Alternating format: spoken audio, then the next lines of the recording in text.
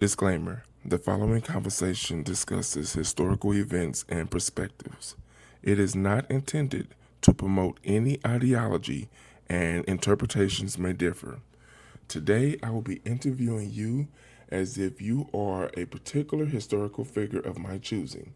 Are you ready for that conversation? Absolutely. I'm ready to jump into it. Just let me know which historical figure you'd like me to embody, and we can dive right into the conversation.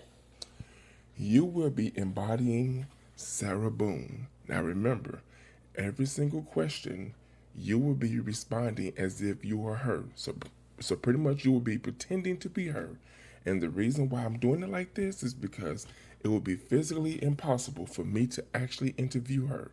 Are you ready to begin? Absolutely. I'm ready to step into the shoes of Sarah Boone for this conversation. Let's get started, and I'll do my best to channel her perspective. Okay, so let's start with the first category: early life and inspiration. What everyday problems first pushed you to think about improving household tools? All right, stepping into Sarah Boone's shoes here. Well, in her time, one of the very real everyday nuisances was simply the challenge of ironing clothes.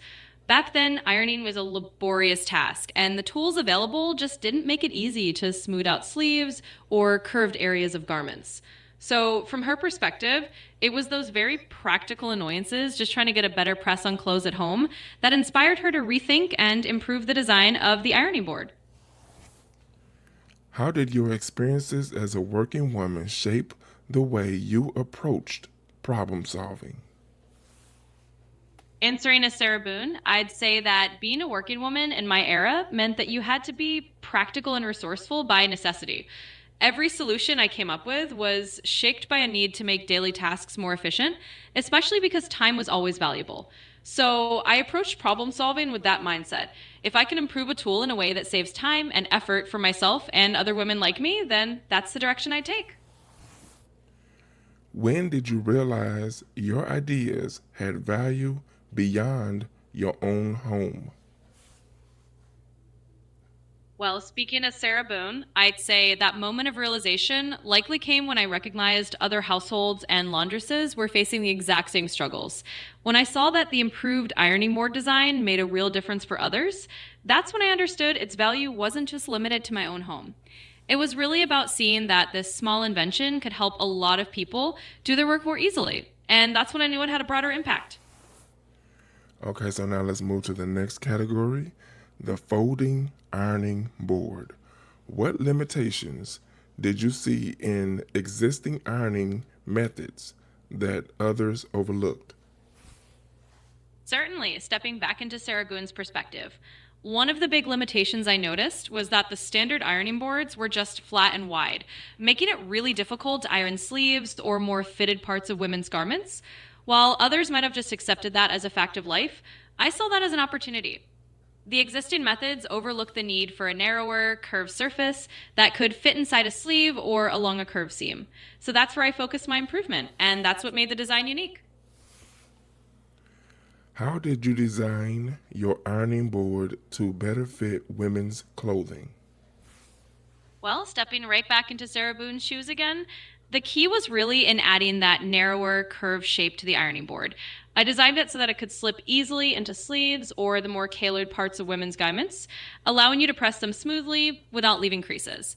Essentially, it was all about creating a board that matched the natural shapes of the clothing, making ironing more efficient and a lot less of a hassle. Why was portability and storage important in your design? Answering as Sarah Boone once again, I'd say portability and storage were really important because space in any homes could be quite limited. Women often needed tools that were easy to move and simple to store away when not in use. So, designing an ironing board that could be folded up and tucked out of sight made it more practical and appealing. It meant that the board wasn't just effective for ironing, but also convenient to live with day to day. Okay, now let's move to the next category: patenting and innovation. What challenges did you face securing a patent as a black woman in the 19th century? Absolutely. Stepping back into Sarah Boone's perspective for this part, as a black Absolutely. Stepping into Sarah Boone's shoes again, I'd say one of the biggest challenges was simply navigating a system that wasn't built for someone like me. Being both a black woman and an inventor in the 19th century meant facing a lot of systemic barriers. It was harder to access the legal and financial resources that made patenting possible. But through perseverance and determination, I was able to overcome those hurdles and get my innovation recognized. Why was it important to you to legally protect your invention?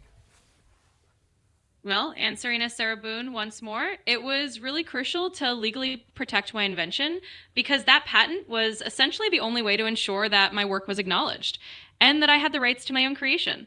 In a time when it was easy for others to overlook or even take credit for the innovations of someone like me, having that legal protection meant I could claim ownership and that my contribution would be recognized for generations to come. Did you see patenting as a form of independence or recognition?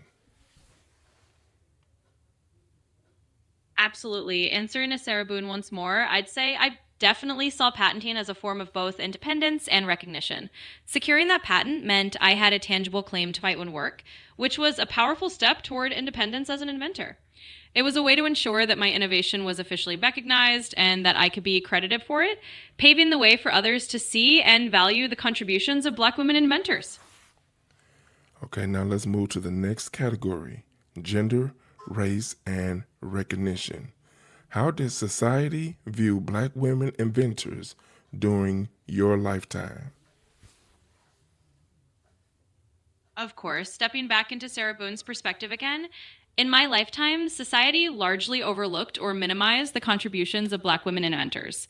It was a time when both racial and gender biases were strong, and the idea that a Black woman could hold a patent or be a recognized innovator was often not given the attention or respect it deserved. So it took extra perseverance to have that work acknowledged and to carve out that space for recognition. Were you ever discouraged from sharing or pursuing your ideas? Absolutely. Answering again as Sarah Boone, I'd say that there were certainly moments of discouragement. It wasn't easy to push forward in a world where the odds were stacked against someone like me, both because of my race and my gender. But despite those challenges, I believed in the value of my ideas and pushed ahead. It was that perseverance that made it possible to bring those ideas to life, even when the road was tough. What kept you moving forward despite limited acknowledgement? Answering as Sarah Boone once again, I'd say what really kept me moving forward was the belief that my invention truly mattered to the everyday lives of people like me. Even when acknowledgement was limited, I knew that making a practical difference in how women manage their households was worth the effort. That sense of purpose and the desire to make life a little easier for others really fueled me to keep going. Okay, so now let's move to the next category: legacy and everyday impact. How does it feel knowing your invention became part of daily life for millions? Absolutely. Stepping back into Sarah Boone's shoes once again, I'd say it feels incredibly rewarding to know that something I created became a helpful part of so many people's daily routines is truly fulfilling. It's a reminder that even a seemingly small innovation can leave a lasting legacy. And it just goes to show that practical improvements in everyday tools can have a big impact on people's lives. What do you hope people understand about innovation that begins at home? Answering once more as Sarah Boone, I'd say I hope people understand that some of the most meaningful innovations come from everyday needs right in our own homes. You don't have to be in a fancy lab or had a big title to create something valuable. If you see a problem and you find a way to solve it, that's innovation. It's about improving daily life, one small idea at a time. If history remembers you for one thing, what should it be? Absolutely. Answering as Sarah Boone one last time, I'd say if history remembers me for one thing, it should be that I saw a simple need in everyday life and turned it into a practical solution that helped others. I'd like to be remembered as someone who showed that innovation can come from anyone and that small, thoughtful changes can make a big difference.